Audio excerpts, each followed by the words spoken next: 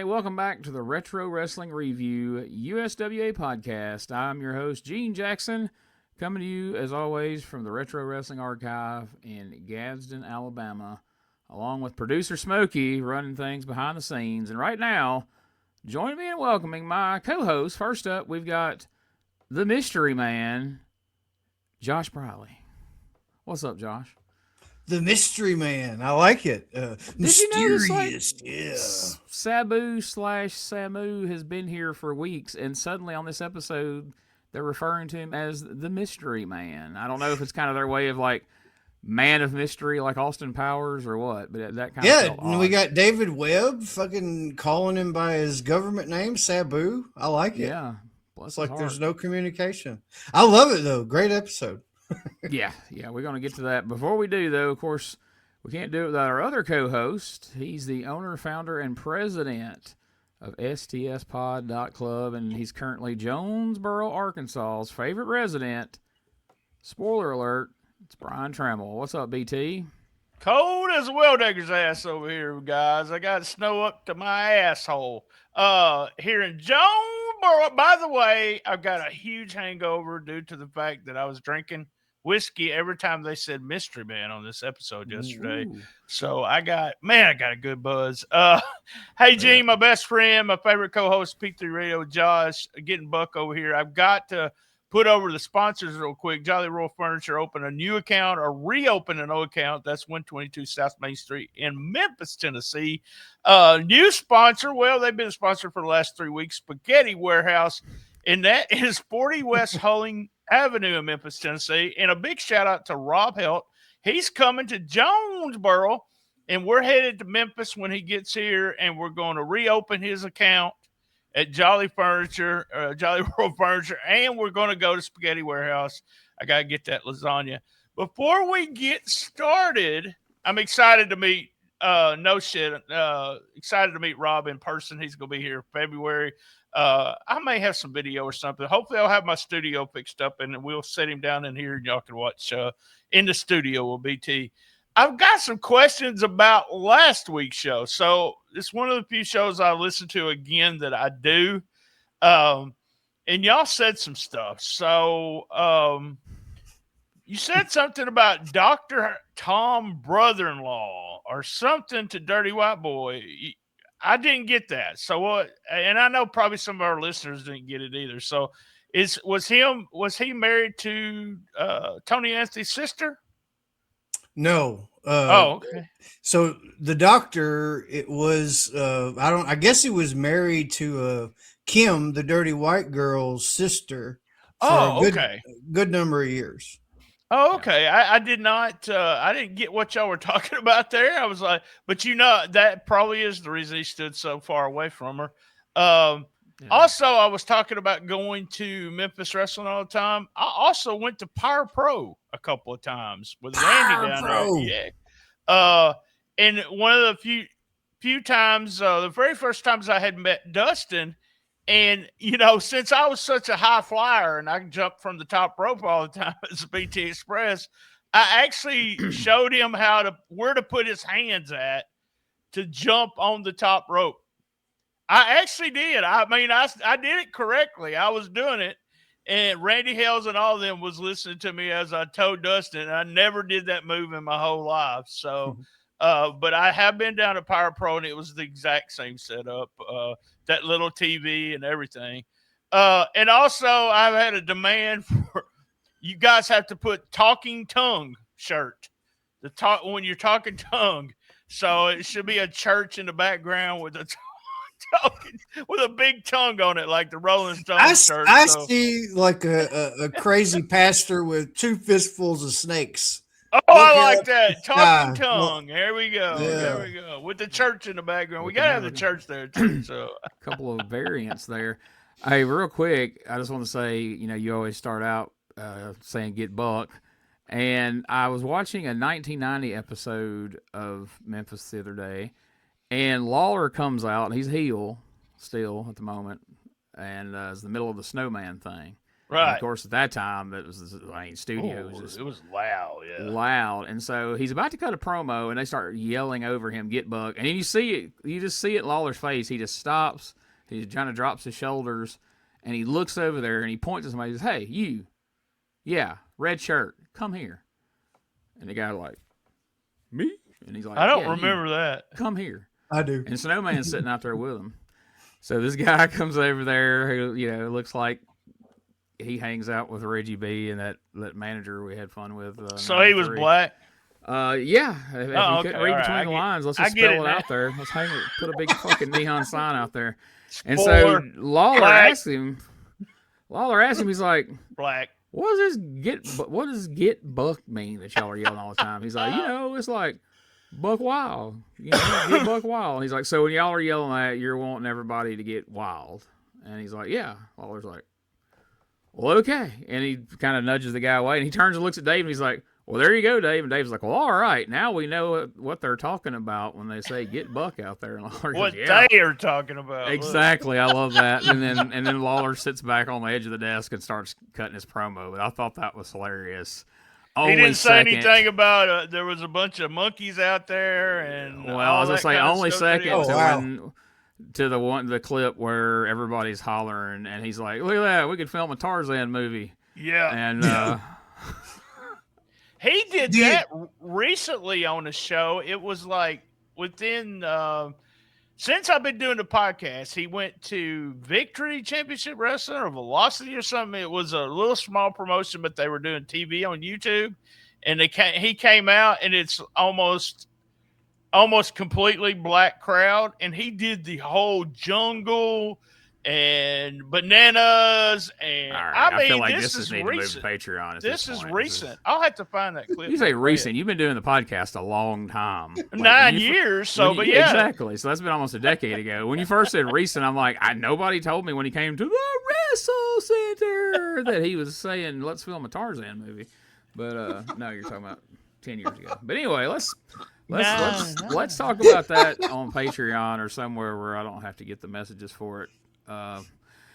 Right now, we're going to immediately jump back to July 6, 1991 for another episode of USWA Championship Wrestling. Dave Brown's here. Michael St. John's here. Unfortunately, Corey is not. And they hype up what they call a loaded show. It's going to be Rob Zakowski versus Samu the Mystery Man. And as soon as they said that, I was like, okay, he's been around. How's he a mystery? But anyway, Eric Embry's going to be in action. We're going to see a huge match in the studio today. Jerry the King Lawler taking on former Western States Tag Team Champion Judge Dredd. We'll see the USWA Tag Team Champions, Jarrett and Fuller, in the studio. And today we'll see the debut of the Barroom Brawlers as they're scheduled to take on superstar Bill Dundee and Uncle Danny Nightmare Danny Davis. So we start the show out with this Rob Zakowski Samu the Mystery Man match, and I thought it's not a long match. I thought we hadn't actually seen any of Sabu's stuff in the ring or Rob Zakowski. We've talked about him and how his style was unique for the time. So let's take a look at this quick match here. Samu the Mystery Man in the ring. And here comes Rob, not quite Mr. Monday Night yet. He's not even Mr. Saturday Morning at this point, but there you go. Front flip into the ring.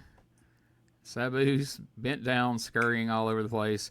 As you guys are watching this and you're thinking, this is the future of ECW right here, it feels so odd to see them in Memphis. Yeah, no, I was having those exact thoughts while I was watching this yesterday. And at this time, Candido was there. Like that. Those are three major, later in ECW fixtures. I could, when they first brought these two guys out, I believe I said, it was me or Gene said, why don't they put these two guys against each other? We know they're having good matches all over the indies at this time. And when they came into Memphis, and I was like, well, it's about time. But I didn't know about him being such a mystery. That's what got me. It's a mystery why you guys are calling him Samoan as he rocks a turban coming out there. Salmon. He's a salmon. his beanie pants. But not to step on BT's toes and spoil anything, but it won't be long here in '91 before the Sandman is going to arrive. Oh yeah, And it's not going to be the Singapore cane smoking baggy pants Sandman. This is surfboard carrying surfer Sandman. So looking. We'll have to tell that. the story about how he got the surfboard. I recently was reminded about that. That's a hilarious story about how he came into Memphis with a surfboard, or ended up with a surfboard. Just put it that way. Cool. We'll definitely throw it to you to tell that story when he pops up, because I'm sure it is. I don't remember. I may have heard it, but I don't remember. But I can only imagine it's probably something crazy involving Sandman. Well, you got a guy who at one time died, got off the gurney, and went and worked a match. So that show goes on, man. He gets choked on the ropes. Samu does the jerk the rope, the throw him back gimmick, and RVD does a backflip, lands on his feet. I've never seen somebody picked up and then just backdropped after holding them there. It's unique, man. That they're this is some shit like you could tell they worked with each other a lot, because somebody that like Chris Frazier would not be doing and going with this flow like the way these guys are. I was thinking when I was watching this, like, this is totally different structure than any match that we've watched so far. The way that they're just chaining the moves together, it's like it's really different. They get really good at it. We know that, but this reminded me of something out of the backyard wrestling. That's what it reminded me of first. Yeah. No, no hardcore shit, but it did. That's just two guys. Hey, let's do this. Let's do this move. Let's do that move. Make sure we get this move. Ironically, though, when Sabu jumped over just now and hit him with the left or the right, that got the biggest pop. They were like, it's totally out of nowhere. Yeah, if Gorilla Von Steen was calling this match, he would say they have a very unorthodox style. Well, it's because of the mystery. I loved that, by the way. That was great. Yes, it was. Those kicks. Educated feet like Stan Lane is. Yeah, he does. Hey, that's a handsome guy right there, that Rob, and he is so good on the microphone. Is this before Matt Byrne? Is that happen right after this? I'd be after this. But yeah, this is definitely before. All right, what was Matt Byrne? What was Matt Byrne? He was just doing jobs in WWF. Oh, okay. And who was it, Rob?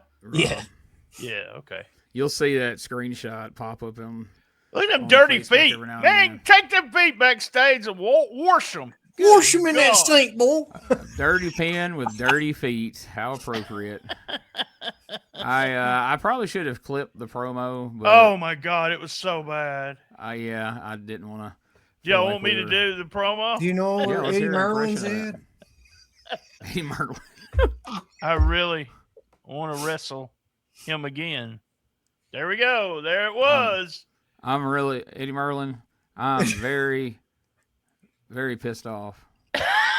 I can't control my anger right now. I'm so furious. I just want to see my family again. Can I just make it back to see my family? It's a fucking hostage situation. Like, it's just, go out there. I'm going to kill your fucking family. Like, oh my God. Surely to God that I know the Sheik, and like, he had his own charismatic ways. He wasn't like a promo guy by any means but Sabu and him both, surely to God, knew like how important being like a certain level of charisma has to be, like at a certain point, to get over with the fans. Like, they had to know that him going out there like that was not the right way.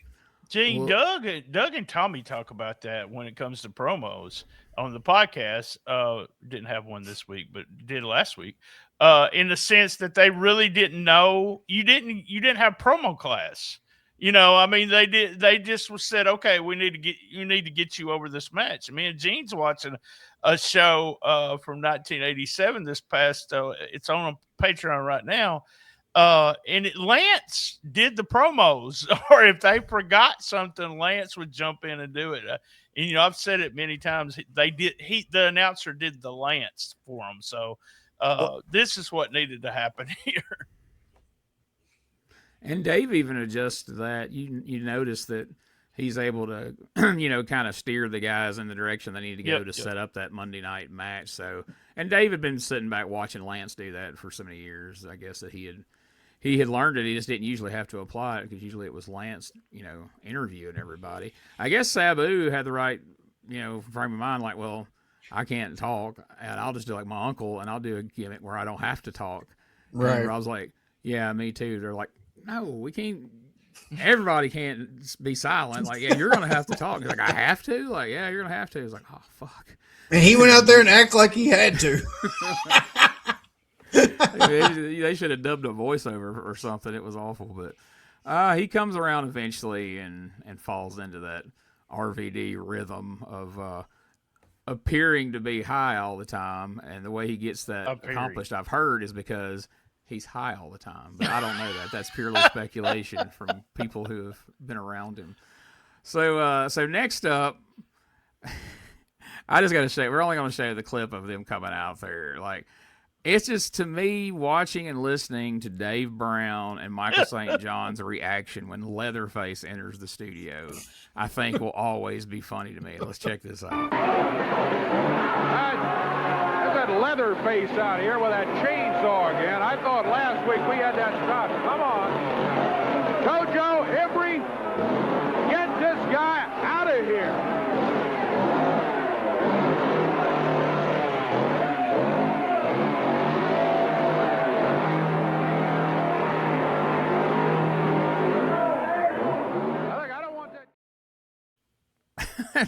Watching Texas Tojo try to maneuver Leatherface around the studio and get him out. And the fact that he ran all the way up on Michael St. John, like nearly bumped into him. And I was like, Jesus, why don't you just get out of the studio, Michael? Because that looked strange. The guy with the chainsaw was coming at him. He's just kind of like... But I've noticed he hadn't rushed Dave with it. Like, he goes to Michael St. John, but he don't roll right up on Dave like that. So I think he's probably been told, like, hey, Dave works for the station. Let's not piss him off if we can keep from it. But Embry's been fined by Eddie Marlin. He's mad about it. Marlin took groceries out of his family's refrigerator, he says, and he's promising revenge. And he's telling what Dave Brown tells us is a lie. He's telling us about how he remembers seeing Jackie Fargo get stuck in the back of that ambulance on that gurney. And Dave Brown's like, he wasn't on a gurney. He didn't go in an ambulance. Yeah, Dave, I watched him go in that ambulance. So I love that another part of his shtick now is just straight up making shit up, just like the Lawler in a wheelchair thing. But then he just clings to it. He doesn't let go to it. I could have included this promo, but we got a few different clips this morning, and we've heard a lot of Embry promos, but this was another a fun one in a series of fun ones. I like that they're not counteracting that liar factor on him either. Because before, when he would come out there and straight up lie, they would show a clip to prove him wrong. Yeah, they're not showing clips when he's doing this now, and I like it because it kind of leaves this mystery. What you think, Brian? I like him being able. I like Embry just being such a bullshitter. It goes back to what Josh has said from day one. It's like you want to punch him in the face, you want to call him a liar, you want to do everything. He's the perfect heel. He really is. And the size, everybody always thought, well, he didn't have a great size. I think that's part of his appeal as a heel, is that he's this little guy that you think, well, I could beat him. I could beat him up. Will he shut the fuck up kind of thing? So, yeah, I love Embry promos, and I think we got a clip of one coming later that we talked about for you. I absolutely huge Embry fan right now. So he goes in the ring, taking on Chris Frazier, and that goes about exactly how you'd expect it would, and he DDTs him, gets the pin. It's not very long. But then we almost see the return of something that was a weekly event, and we haven't seen it in a while. Eric sets Chris Frazier up on the top turnbuckle. He climbs up the second rope. He's getting ready to pile drive Chris Frazier off the second rope, which I was afraid might kill his heat. There might have been people at home going, yeah, do it. But before he can do it, the King slides in, snatches him down off the turnbuckle, and we get another, a round of Lawler chasing Embry and all that fun stuff. And eventually... Did you notice what Embry said whenever he got him up on the top rope and he's fixing to climb up there? He turns to the desk and points, and he said, did you hear what he said? No. He said, I'm fixing to end this jabroni's career. We got an early jabroni. I was like, holy shit, there we go. Yeah, I didn't hear that either. Wow. Chris Frazier getting treated like a jabroni and then getting called one right in his face there. That's awesome. So then we hear from Lawler, and we haven't watched a Lawler promo in a while, so I thought we would check some of this out. But for some reason, it didn't pull up as a regular clip, so I'm going to have to do it this way if it will pull up. Let's see here. I'll have to edit this part out. Some people brag on podcasts that they don't do any editing to their shows, that they just make people sit through whatever bullshit. I try to be decent and edit stuff out. Boy, we had to edit this week. We had to edit this week. I straight up Being out here a little bit earlier, first of No problem. All right, here we go. all, and I know you've got lots of things going on. Well, first of all, I want to say a couple of words about Eric Embry. It seems that week in and week out, all you can talk about now is Eric Embry. And as I've said before, I'm sick of having to talk about Eric Embry. The people are sick of having to listen to people talk about Eric Embry. But most of all, I can assure you that everybody that's watching out there right now is very sick of having to look at Eric Embry. But believe me, no more so than I am. And what I want to do and what I intend to do and what I will do is get rid of Eric Embry once and for all. Everywhere I go, every person I talk to, the main topic of conversation is, King, when are you going to get rid of Embry and all of those jerks from Texas? I realize that's what the people want, and believe me, I want it too, and that's exactly what I'm going to do. Now, you listen to Eric Embry come out here and run his mouth, and the question is, how do you know when Eric Embry is telling the truth, or how do you know when Eric Embry is lying? And the way you know is, if his lips are moving, he's lying. That's the truth about Eric Embry. He stood out here and he talks about what he did to Jackie Fargo in that match. Well, I just wish we had a little piece of footage, a little piece of video from that match, because you would see that Jackie Fargo and I whipped him and Leatherface from one end of that building to the other, and the last thing we saw was Eric Embry's big fat rear end running out that back of that building, just like I saw it running out of this studio just a few minutes ago. Eric Embry, you come out here and run your mouth about how big and how bad and how tough you are, but the truth of the matter is, when it gets right down to it, you don't want to stand face to face with anybody. You don't want to go toe to toe with anybody. All you want to do is, like I said, is turn tail and run. So why don't you admit that you are just like that rose you brought out here from Texas. You are as yellow as that rose is, Eric Embry, and I'm here to tell you that. And if you were a man, if you had any guts, if you were bad like you say you are, why don't you come right out here right now, because I know you're in the back of the studio watching this on a monitor. Why don't you come out? Why don't we invite Eric Embry to come out here right now? Huh? Come on, Erica. Come on out here right now and back up everything that you say. This is your opportunity right now. Can you hear the people? What's the matter with you, Embry? It's just like I said, he's as yellow as that rose. Now let me tell you something. You saw the stipulation, you saw the match, and no, it didn't take Eddie Marlin and I putting our little brains together to come up with this match. All it took was figuring out that we're going to have to do something to keep you from running. We're going to have to do something to keep you in the ring, something to make you back up all of those big words that you spout off. So what we're going to do is, when you go and get in the ring, and then when I go and get in the ring, they're going to have Jeff Jarrett, they're going to have Robert Fuller, they're going to have Danny Davis, and they're going to have the superstar Bill Dundee all around that ring. And they're not there to interfere. They're not there to knock you out, as you want to call it. They're there to do one thing. That's when you feel froggy and try to jump out of that ring, they're there to throw you right back into me. And as long as we got that, Eric Embry, as long as we got a way that you can't run, I'm promising you this, I'm going to finish you off once and for all, and I'm going to make all of these people and everybody watching out there real happy, because once and for all, I'm going to get rid of the jerk from Texas, and I'm going to do it this way. The King, he'll be looking for Eric Embry, and you're right.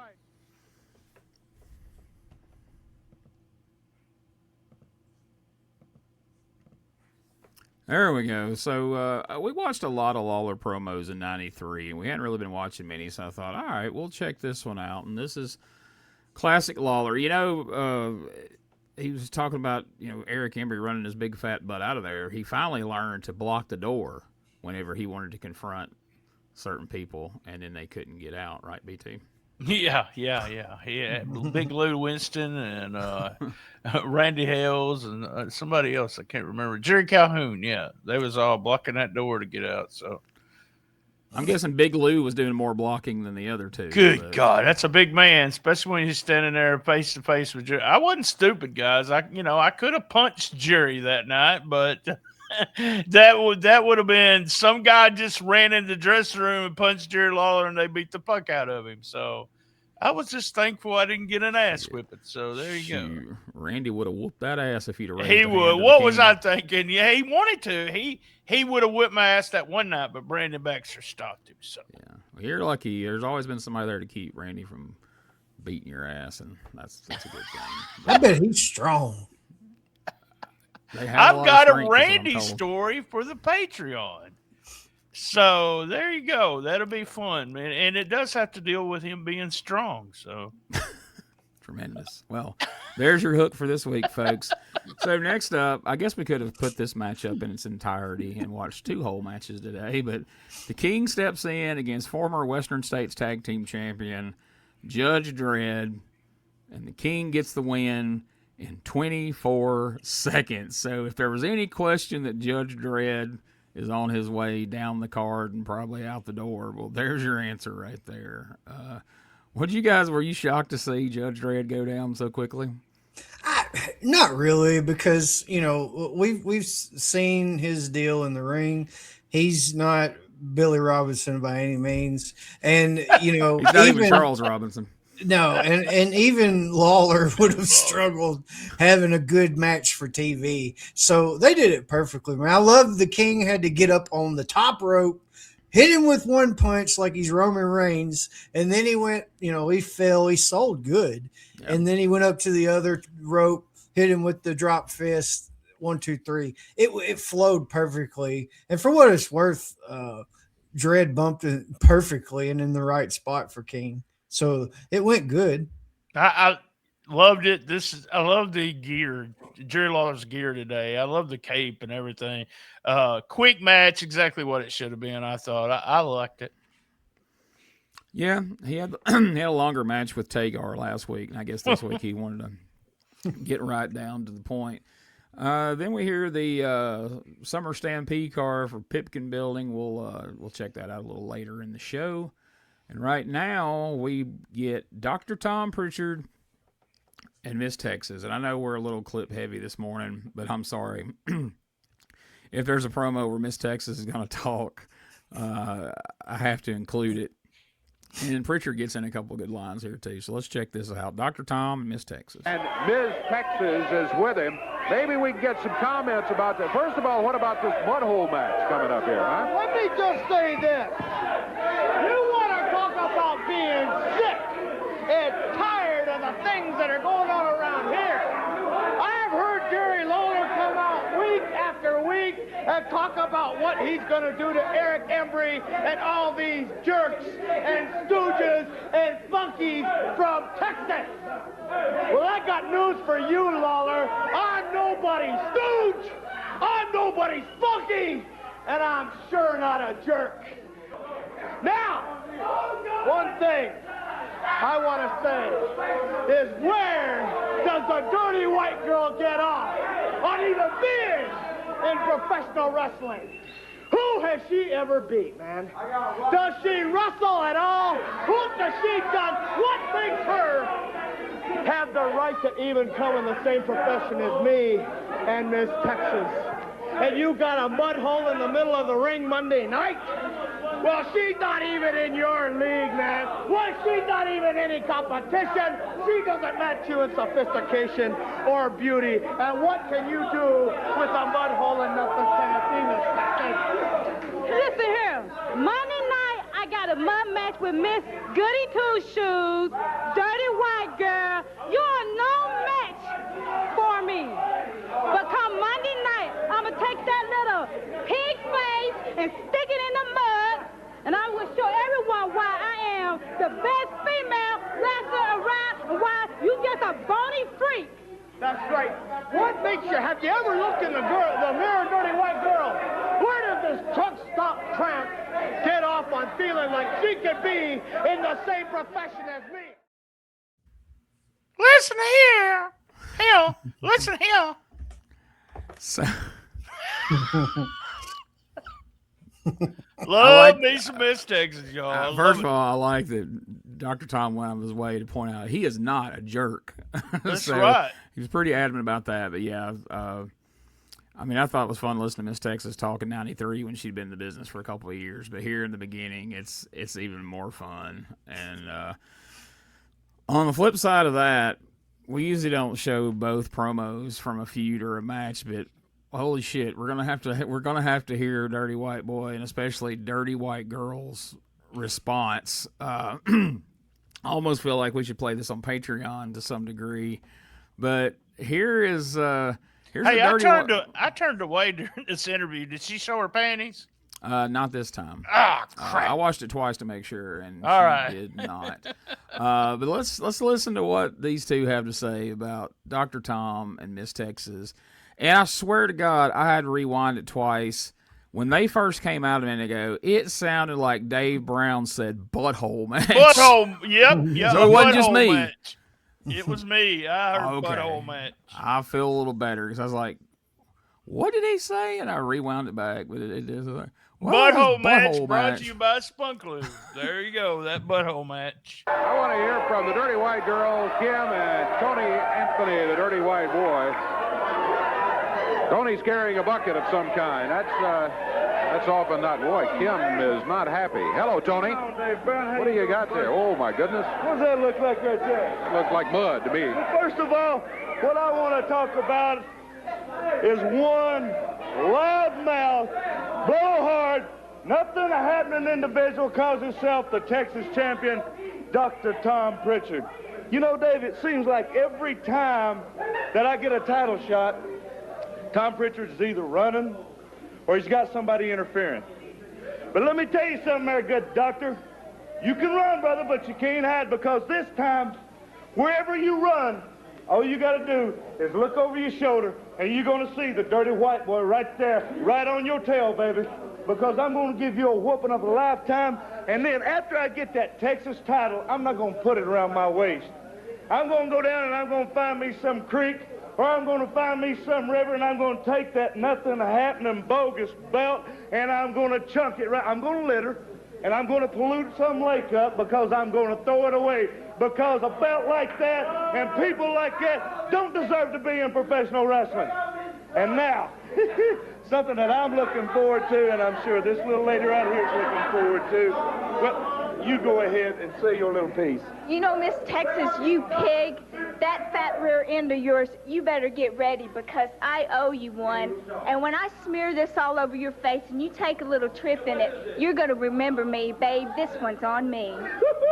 Because you see, Dave, it's going to be a 6-foot pit set in the middle of the ring. And then them two, this pretty little lady right here, like I said before, she's not a professional wrestler. But like I've always said, pound for pound, this is one of the meanest 100 pounds little lady that you've ever laid eyes on. And Miss Texas, I wouldn't want to be in your shoes. Ooh, I'm telling you, because she's going to look like a hog walling out there. Because, you know, I know them Texas people, they used to rounding up, yeehaw! They used to round them little doggies up and going out and slapping the hogs. Well, we want her to feel at home. So we want you to feel at home, Miss Texas. So that's what this is all about, making you feel right at home when the white girl sticks that big, ugly tail of yours and then into that mud, and then she's going to grab that big, wide face that's got that big nose plastered all over it. Buckwheat. That's it, baby. When Buckwheat's head goes in that mud and it starts bubbling on the side, are you going to let her up, or are you just going to keep her under there? I think I'm going to keep her under there. I think she deserves that. Woo, guys. Woo. That dirty white girl, she's just the perfect kind of trash, man. Just the perfect. Woo! Oh, Jesus. Lord have mercy. Perfect kind of trash. Boy. Let's go back to the beginning. So Dirty White Boy is going to win the Texas title. He's going to either throw it in a creek or a river because it doesn't serve. He's going to litter. He's going to litter. He's going to litter, but he'll pay the fine if he has Crick. to. He should have said crick. That's what we say. Tennessee is crick. He's a babyface now, so he's trying to enunciate. Oh, it was apparently. But Dirty White Girl, I mean, she says what she says, but then the buckwheat line, I was just like, woo! Oh my, what are we what are we doing here? If Lance would have been there, he definitely, oh, come on, Kim. What the fuck? Dave really tried not to sell it, but what'd you guys think of this? They held it together. Right. I mean, it was great right there till the very end. And just like how most fights start, you know, especially in younger years, she poked in pride and she's the one that started it. She's like, buckwheat. Like, say it, Tony, say it. And he had to lean into it. And it got it, dude. It got cringy there at the end. And I was thinking whenever the promo was done, I was like, surely to God, they're going to walk around the ring and then go in the babyface dressing room on that side. But nope, they still walked around the crowd just like they came. I doubt there was as many hand tags going back as there were coming in. For some reason, that didn't bother me. I don't get to. I mean, I'm sure it didn't. Sure it didn't. I couldn't even say that with a straight face. Oh, I like it. The fun thing was the butthole. I think the butthole match would have been more exciting. There's your clip of the week right there. The fun thing was the butthole, and it stops. There's a big break in the sentence there where you can just leave it and let that hang. So I never was a fan of these matches. I thought they were really stupid. I went into the living room after watching this, and I told the wife, they're having a mud hole match. This is so stupid. And she said, well, I bet that was fun. So there we go. A fan right there would have came to the Pipkins building and watched the mud hole match on Monday night because it sounded fun. So there you go. There you go. Yeah, and I mean they've already been in wrestling matches, so we're having to find new creative ways because, as Tony Anthony said, she's not a wrestler. That's right. She can get in there and roll around and throw some punches, but she's not going to go have a match per se. So, well, we have a mud hole match, so we'll see how that plays out. I'm sure we all have an idea, but anyway. Next up, we're going to see highlights of the tag team steel cage losing team must split. Now, I only took a 15-second clip of this match because I think this clip sums up this entire match. So let's take a look at that clip, and then we'll go from there. A metal chair in his hand.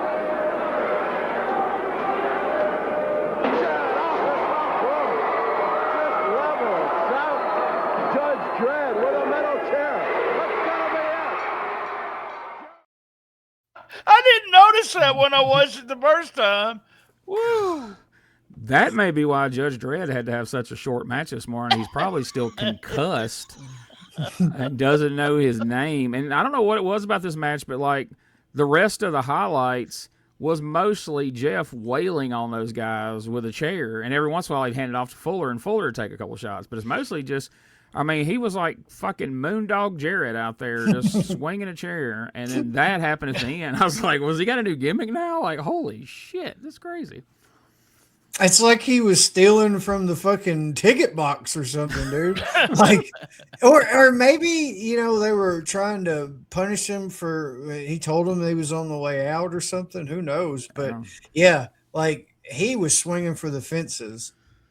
Yeah, it felt like somebody's like, hey, Jeff, before y'all go out there, I was thinking you need to know that the other night in Nashville, Judge Dredd called Christine Jarrett a bitch. I don't want to start nothing up. Jarrett's okay.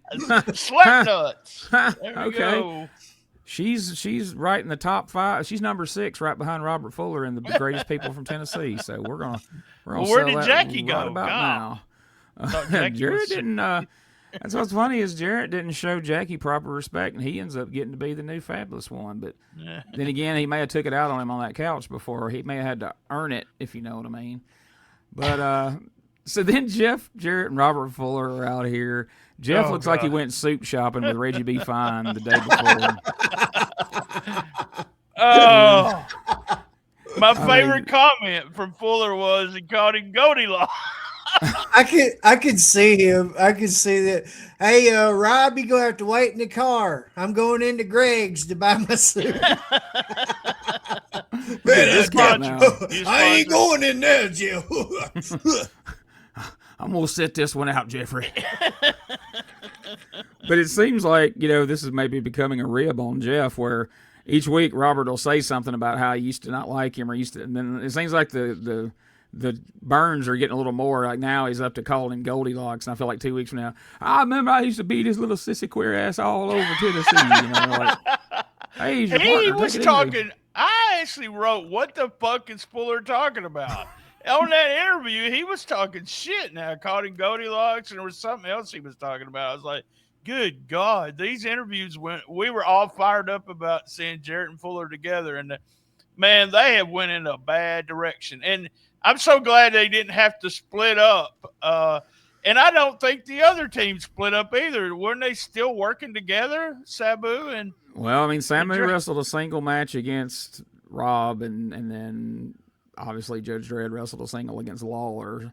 So I guess they did. So I guess they're not in tag team matches because we're about to see the new challengers in the middle of this promo, and I feel like this was another one of those things that all these years ago I feel like I willed this to happen in my mind because I was just like, God, I want this promo to be over, and this I'm gonna guarantee you something. You want to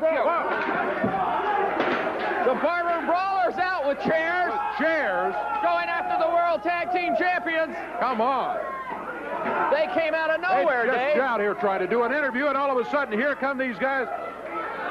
Who are these guys? I don't know. The Barroom Brawlers is their name, and it looks like instead of wrestling fair and square, that's what they want to start doing, is just coming out here brawling, and they bring folding metal chairs with them.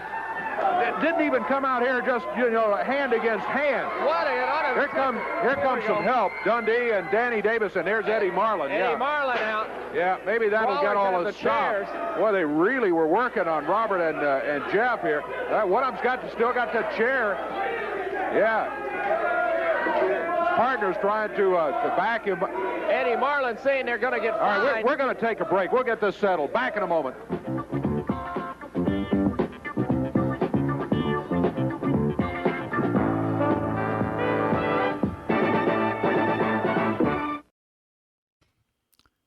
If USWA had a costume department, I would think that they mixed up Dangerous Danny Davis and Nightmare Danny Davis's outfits this week because he's got the referee stripes on like the old Danny Davis.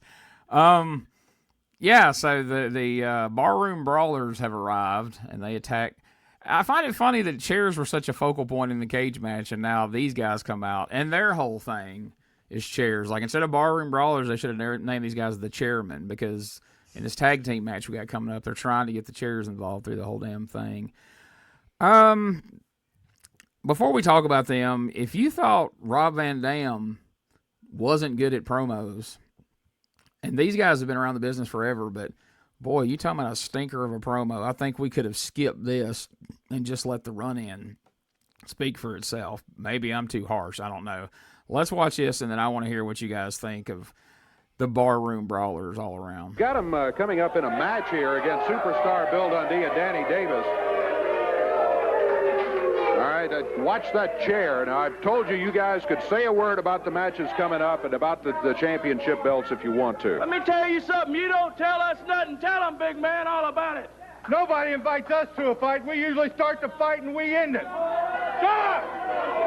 We've been thrown out of every bar, every lounge from Memphis, Tennessee to Louisville, Kentucky. and we don't get thrown out physically, they tell us to leave. After we beat everybody up, nobody's there to party with. And Fuller and Jarrett's the champions around here. You got two sissies for champions. Ain't no champions. Let me tell you something, boys. If you want to fight, you come to the right place. You don't invite us because we're already there. We'll take this chair and we'll wrap it upside your head. And when it's all said and done, baby, we're going to walk out of the ring with them belts around our waist, because that's what we're here, baby. We're the Barroom Brawlers, and don't you forget it. And don't you forget it. Nobody going to tell us what to do. We've been kicked out of every territory in the country, but we're here to stay. We might just take this territory over. We're going to do, baby. Don't forget it. The Barroom Brawlers. And boy, every now and then. This felt like a clip from that Southpaw Regional Wrestling parody show that WWE did. What do you think of these guys? Man, that was rough. You can tell that they've probably never been.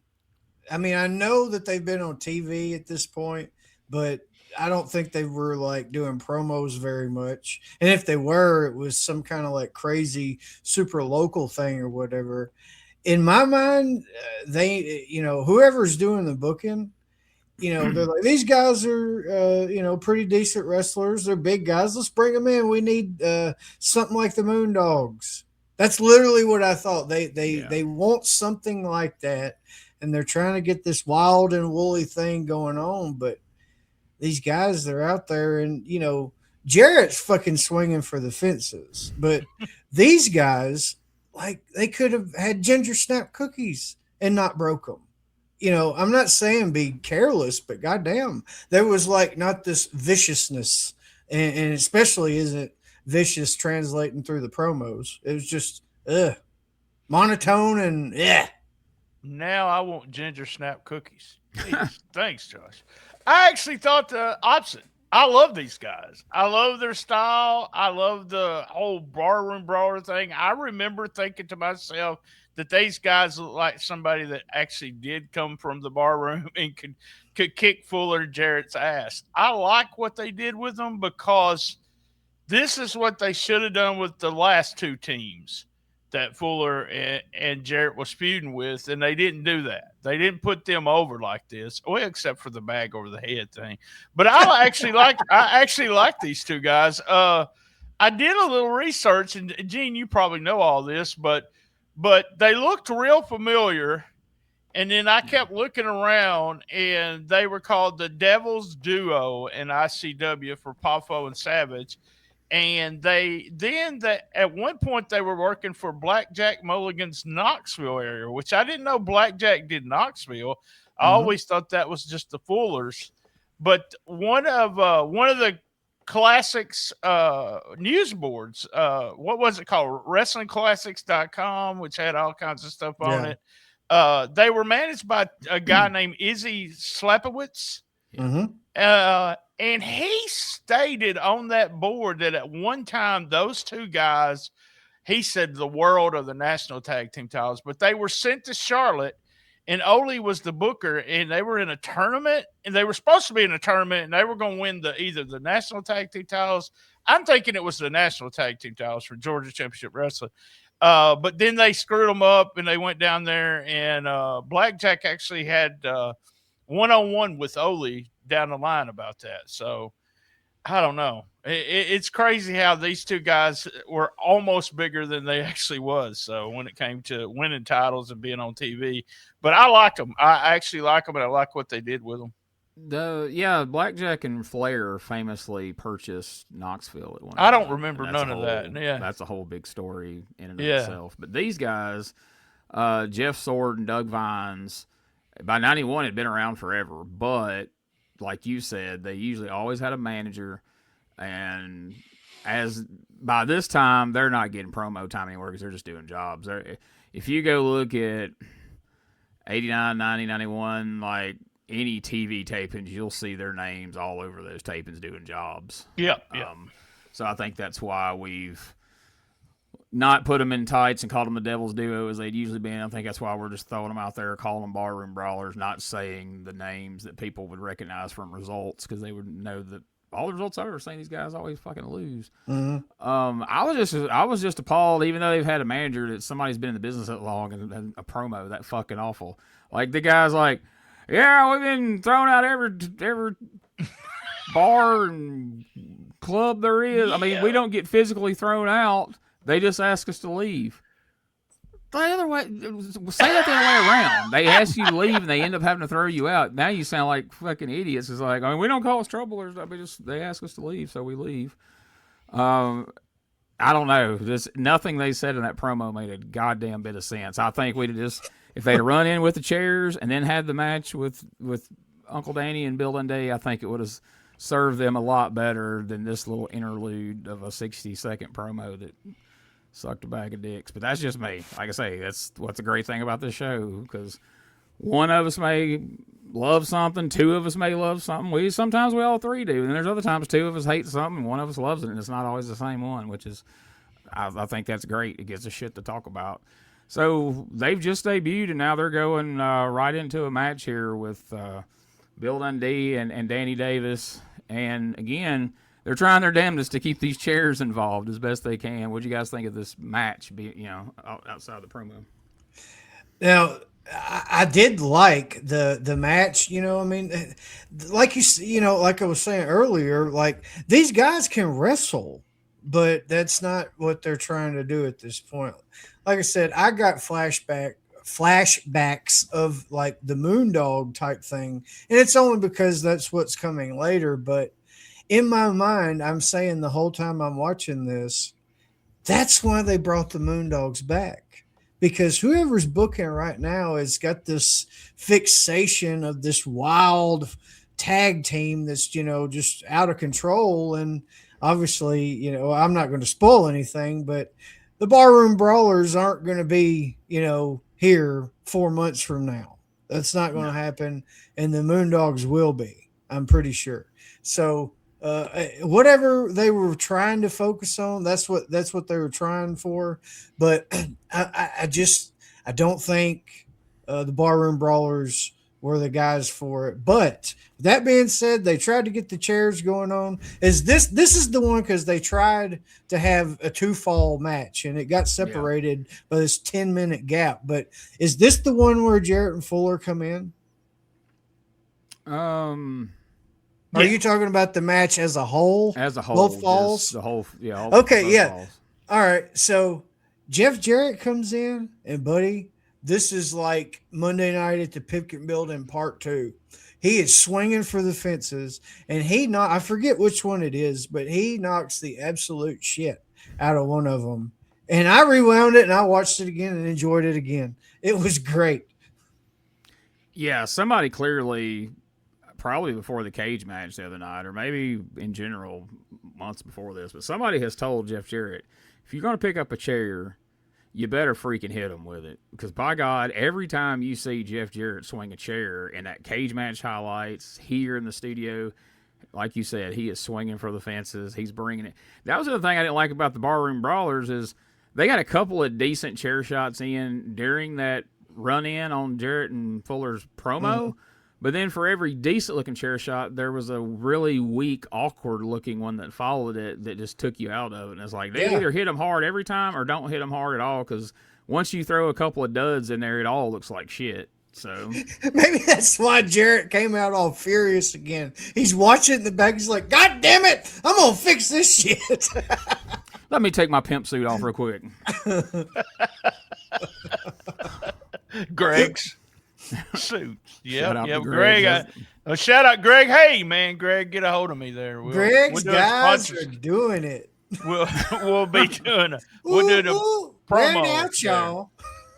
I know you remember that commercial. That's our business model, folks. We're trying to hook all the old Memphis sponsors. We're going to get Jolly Roll. We're going to get the Spaghetti Factory. And now we're going for Greg's.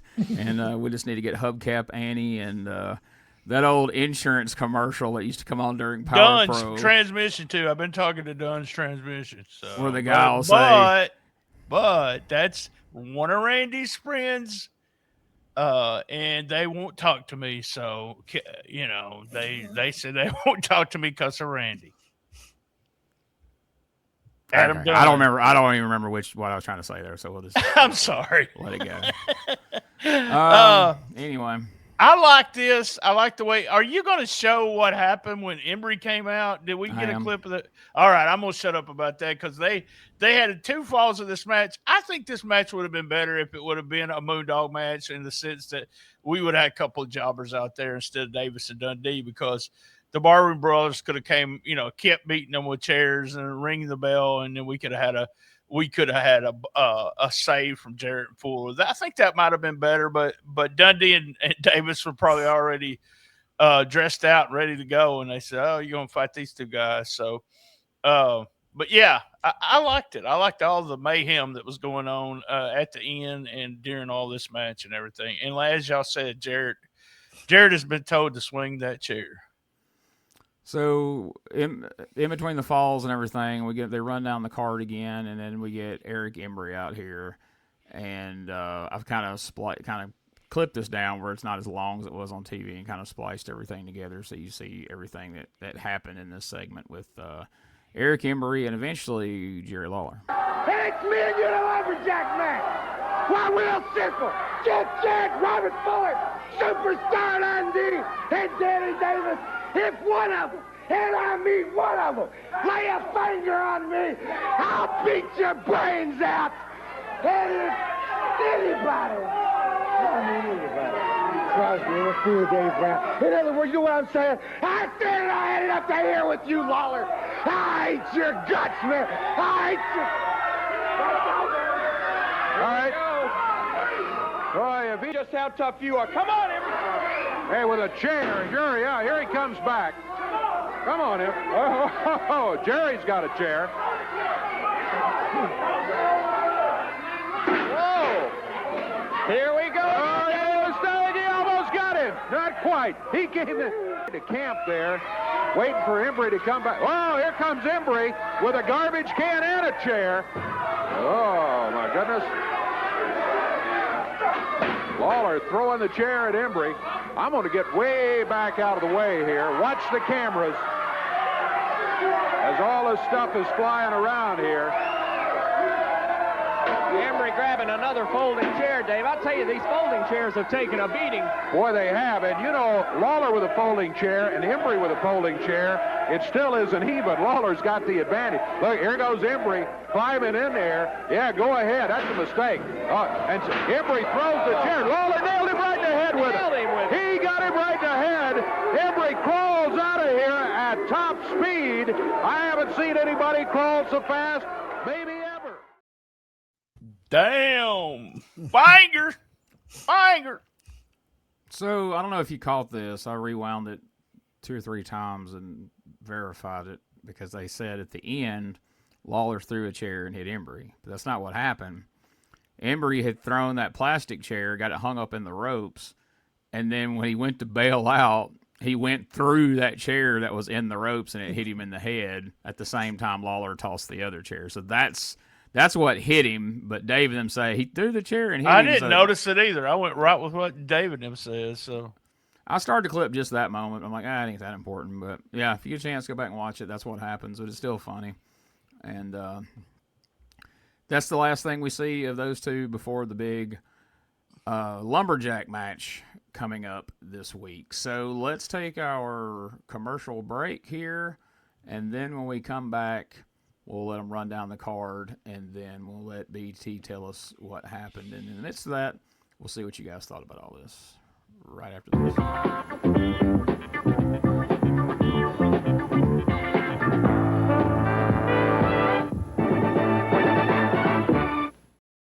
Hey guys, Ray Russell here.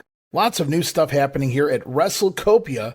If you haven't checked out our website at WrestleCopia.com, it's a great way to keep up with the latest episodes of all of your favorite Copia programming, from the Wrestling Memory Grenade to Regional Wrestling with the Territory Talk, the Wrestling Stoop with the legendary Bob Roop, and of course all of those programs also available at your favorite podcast streaming platforms. And if you want to stay up to date with everything going on in the Copia world, all the latest news, random thoughts, fun videos, pictures, and more, make sure to join the more than 33,000 followers over at Facebook.com/Wrestling Grenade. don't be left out. And last but definitely not least, it's what keeps the entire machine going. I'm talking about patreon.com/WrestleCopia. We appreciate your support in helping us pay the bills to keep the WrestleCopia podcast network running and enabling us to continue to bring you all the quality programming that we offer. The Retro Wrestling Review. WCW Podcast is a bi-weekly podcast where Gene Jackson and Bob Anderson go back and watch all the WCW pay-per-views and Clash of the Champions events starting in 1989. Listen in on your favorite podcast platform or watch along with the guys over at patreon.com/Retro Wrestling Archive. New episodes drop every 2 weeks, but you can catch them a week early on Patreon.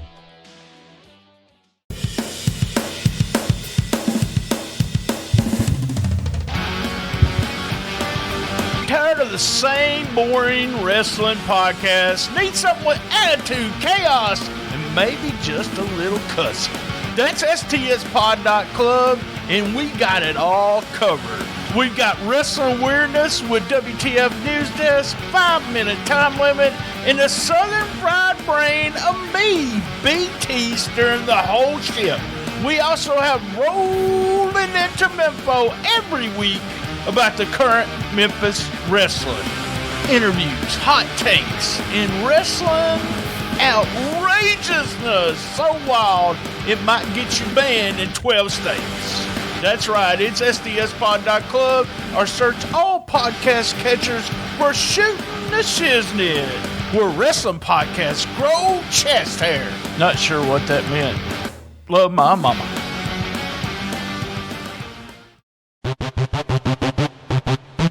Ladies and gentlemen, welcome to Give Me Back My Pro Wrestling, the podcast that's based on the old school but can still help you find the good stuff from today.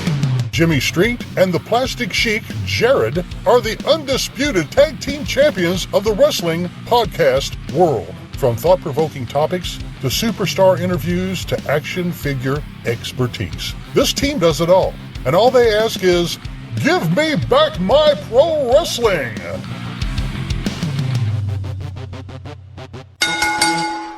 Every other Thursday, wherever you listen to podcasts. 8 o'clock, and there are 8 big matches on the Summer Stampede. Parking is free, of course. Box office will be open Monday at 10 o'clock, so you can pick up your tickets in advance. The opening match of the night, Brian Christopher will be going against Judge Dredd. And maybe by Monday night, Judge Dredd will have that headache over with if he takes a few aspirin after what happened to him here today. I think it's going to take that long. Rob Zukowski will be in. Now, this week, Rob has got Chris Candido in a match at the Pipkin Building. The situation that Rob has asked for a rematch, and he will get that later on. But this should be a fine one right here, as Chris Candido, a young wrestler, is very impressed with his own ability, will be going against Rob Zukowski, and we have seen how he can operate in a wrestling ring. World Light Heavyweight title will be on the line then, as Danny Davis will be going against Samu. And then in the next one, the superstar, Bill Dundee. Look out, Bill, that Leatherface, that goofy guy with a chainsaw running around here. The superstar will be in a single match come Monday night. Texas title on the line. Dirty White Boy Tony Anthony will be challenging Dr. Tom Pritchard with the Texas title up for grabs. Then, in a mud hole match, the Dirty White Girl will be going against Miss Texas. Now, in this one, they're going to have a mud pit. It's like a 6-foot-long mud pit. And that should tell you pretty much about what's going on there in that particular match. Somebody is going to end up in the pit for sure, but I tell you, when you say there's no love lost, Dirty White Girl against Miss Texas one-on-one in the ring, it's gonna be a wow. It should be quite a night for that particular match right there. Then the World Tag Team titles on the line. Jeff Jarrett and Robert Fuller, boy, they got to be feeling good about their situation as they still have those belts, and they will be defending against a team that we will see for the first time here in just a few moments, the Barroom Brawlers. Right now, don't know much about them.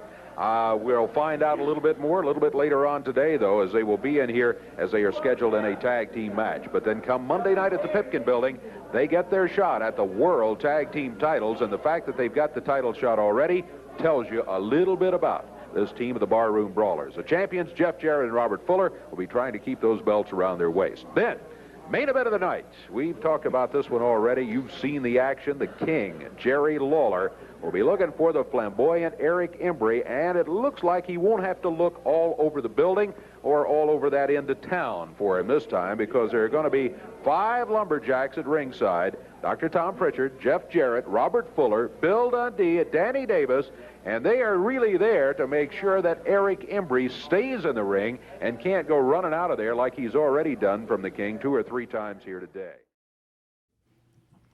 All right, so there's the card for Monday night. Also important questions that I ask every week. The reason we do this, what was your least favorite part of this week's show?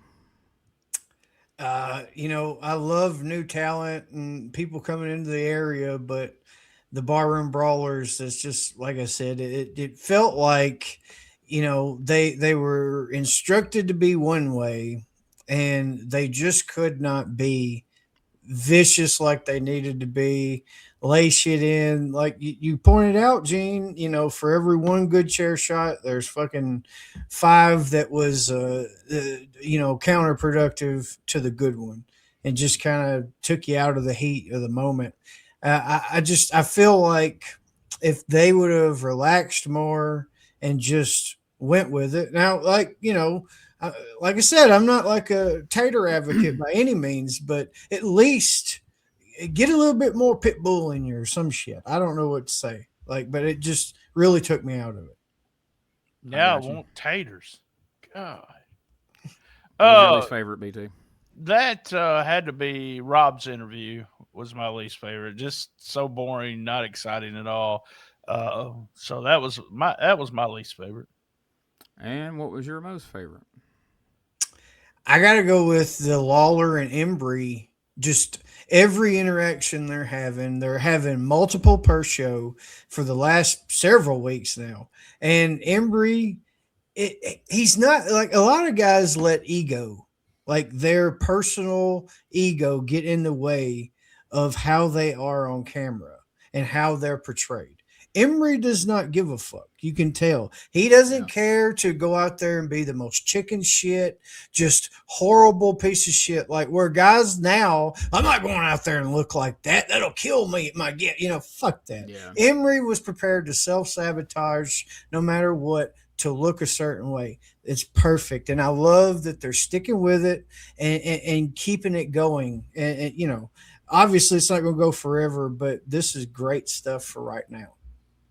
I agree 100%. I knew what, in my mind, they were leading to a cage match, which they may eventually do, but I love it leading it to the lumberjack because we spent 3 weeks with him running all around the place and looking for Lawler and love this stuff. Love the Embry Lawler interaction. Everything Josh said, that was my favorite part. All right. And would you guys buy a ticket to July the 8th, 1991, which was my 14th birthday? Let's hear it. Would you guys go and buy a ticket for this show?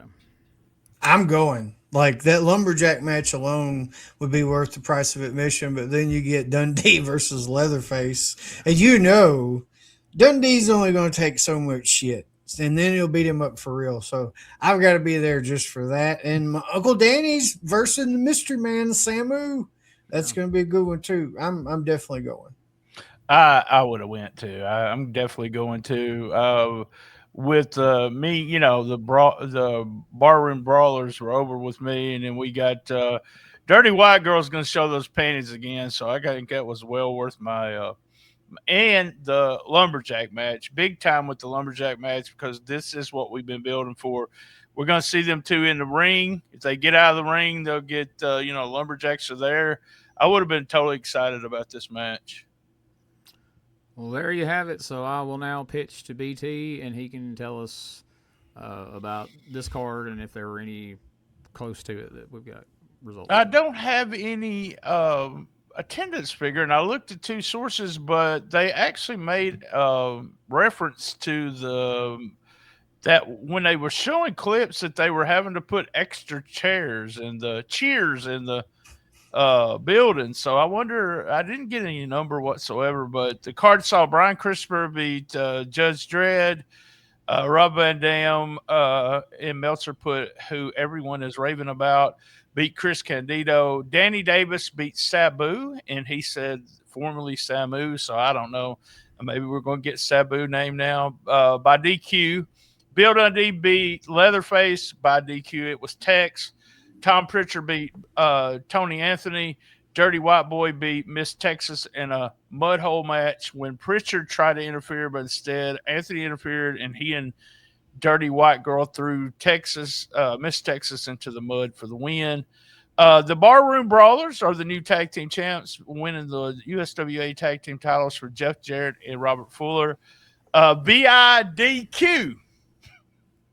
They decided that the belts now can change on DQ after ignoring that stipulation for the last 6 months.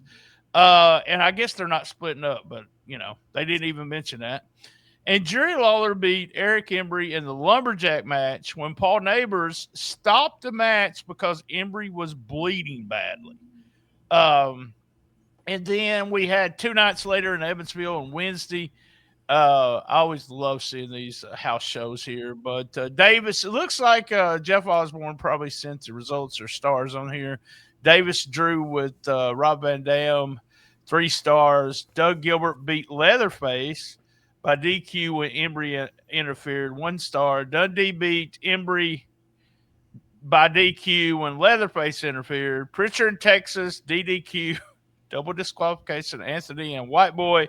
He gave it 4 stars. He said the guys were in the entire match, had a fantastic match. It was just the guys against each other. The girls didn't do anything till right at the end.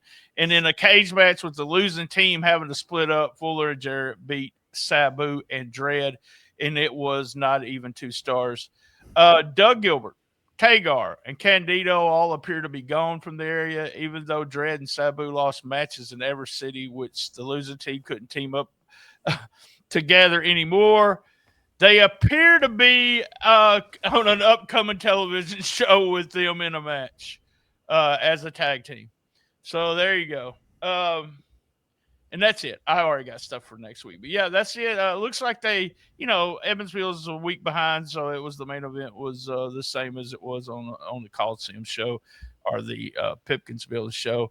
That finish the main event finish would lead me to think they're going to do another match between Lawler and Embry, but I have no idea. I haven't looked at the results or anything. So I'm excited to see what they end up doing with it. So in the results that I looked at, apparently, rather than Doug Vines and Jeff Sword, they have given them the names Bone Crusher and Crowbar. I don't know which one's which, but that's the Barroom Brawlers. I didn't see that. Yeah. I went and looked everywhere I could find any kind of results to see if we could find some kind of attendance, and it's just not out there anywhere, unfortunately. So that's going to be your Barroom Brawlers, and yeah, apparently I don't know the story other than Eddie left, so I figured Doug wouldn't be around a whole lot longer after that. But does he end up being Global at this time? Because Global just started up in July this month. He wasn't there right out of the gate, but he shows up pretty soon thereafter. Okay. I want to say he went to Japan because I know whenever we did the episode where we talked about Global, like when he had flown in from Japan when he went to his first taping to be the Dark Patriot. Or I think it was when they actually pitched him the Dark Patriot, and then he got the outfit and all that. And I think Josh has some insight on the Dark Patriot outfit. We've talked about it in the past on various things, but yeah, I noticed that Tagar was gone from the card. Bill Dundee's wrestling someone else. So then we see, Meltzer says he's gone. So if he's not wrestling Bill Dundee, he's not going to be there apparently. So, good riddance. It was fun for a week or so to talk about Tagar, Lord of the Volcano, but I mean, let's be honest. Nothing. I think he won one match. Of all the results that I saw, he won that one TV match, and I didn't see him win anything else. Yeah, that one squash, and that was it. So you kind of know, and then you got Brian, who's new kid's Brian Christopher beating Judge Dredd in the opening match on the Coliseum card there's your answer on him. So that does it for this week's show. Let's get some quick plugs in here before we move on to Patreon. Let me tell you what's happening over on stspod.club this week. Every day we do the Shiznit Minute. We talk about the current wrestling scene. We did episode 1019 on Saturday. That was rolling into Memphis 256. Rumble rebounds. Some really nope, that's wrong. This was 57. Had Tommy Rich on it, and if you're on Patreon, we're going to watch some of the Tommy Rich stuff. Good. I really liked it. I really liked the NWA champion, by the way, the Thrillbilly. He's on that. We did top stories, 10 stories of 2025, me and Mr. Z. Gene and I did a CWA this past Saturday. Rich Lawler idol feud. We're right smack in the middle with the Botwinkle coming in to defend the title against Austin Idol. That was fun. Gene and I also, for Patreon only, did Is It Really That Bad? Fun review of JCW wrestling, and it's being booked now by Vince Russo. This upcoming week we're doing a light week, so no episodes, and coming back the next week with Hit Me With Your First Shot, and Mr. Z's joining us to talk about Michael Jackson's Thriller, so should be fun. Well, there you go, and you know where we go from here. That's right. Smokey's gonna put that up here in a minute, but let me. I gave you 4 out of 5 hoots. I enjoyed the show this week. Remember, P3 Radio is the podcast that talks about videos and stories, but never give you links. It was called episode. All right, so I need to get that banner up real quick. So I got don't get in trouble with Smokey. So this is P3 Radio Shiznit Minute, episode 442. Deep Cheeks was the name of it. Josh got chastised for wiping too much. He uses 4 wipes, flushes, and then uses 4 more wipes. It's too much, Josh. It's too much. We learned that Richard probably could not use a bidet because he has deep cheeks. So what we're saying, he has a fat ass and you can't get to the hole. That's actually what he said. Richard is actually a mental health specialist now, just because. And he wanted to talk to Josh about why he would not use a bidet. He was talking about Richard was talking about Josh getting excited for playing with action figures in the tub.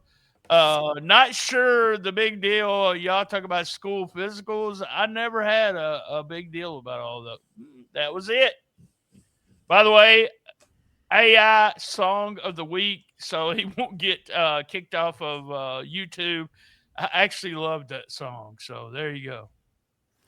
All right, it's up there on the Retro Wrestling Archive. You can check it out there, or you can just go to your favorite podcast platform, search P3 Radio, and listen through their feed as well. So make sure you check that out.